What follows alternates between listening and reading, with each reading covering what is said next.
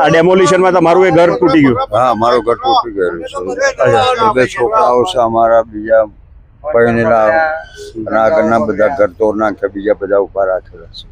તો હવે પછી અમારે કઈ જોગવાઈ કરશો કે શું કરશો કે બધું તોડવામાં આવશે? સવલત સરકાર આપે, અમને કંઈક બંદોબસ્ત કરી આપે એવી અમારી માંગણી છે કે અમારા બાલ બચ્ચાઓનું કંઈક એ લોકો એમની રીતે ભરણ પોષણ કરીને જીવન જીવી શકે.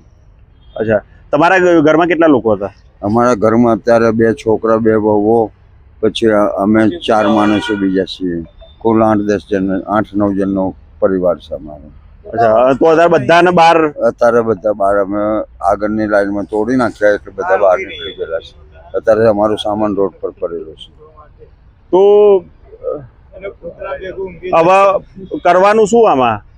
હવે અમારે તો સરકારને એક વિનંતી કરીએ કે અમારે ગમે ત્યાં રહેવા પૂરતી સગવડ કરી આપો તો અમારું જીવન જીવી શકીએ, રોજી રોટી કરી શકીએ.